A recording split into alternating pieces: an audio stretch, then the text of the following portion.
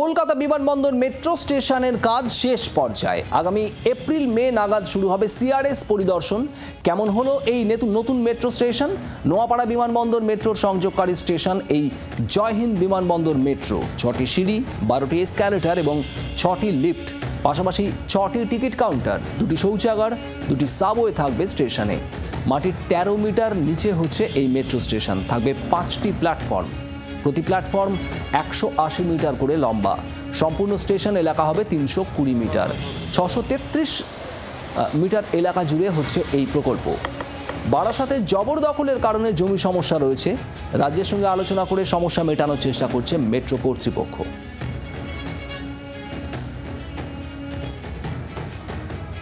1 number 2 number line from Noapara जो हमारा platform इस्तेमाल होने वाला है वो हमारा पूरा यार्ड में पूरा रेडी है।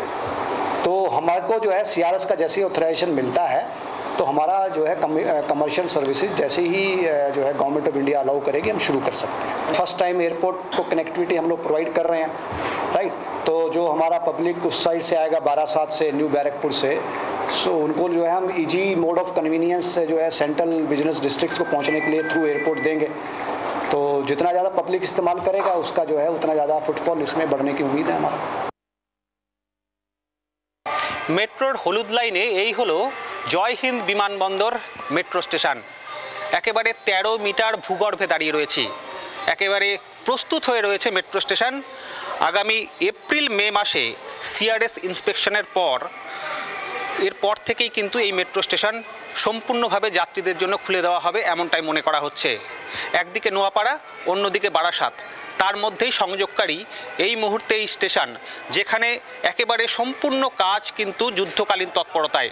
এবং অন্যদিকে এই 1 এবং 2 নম্বর প্ল্যাটফর্ম নোয়াপাড়া বারাসাতের জন্য ব্যবহৃত হলেও অন্যদিকে কিন্তু 3, 4 এবং 5 নম্বর প্ল্যাটফর্মটি অরেঞ্জ লাইনের জন্য তৈরি হচ্ছে। জি 24 ঘন্টার জন্য ক্যামেরায় অমিতদের সঙ্গে কমলাক্ষ ভট্টাচার্য, কলকাতা। বাংলার আওয়াজ, বাঙালির আবেগ, জি 24 ঘন্টা।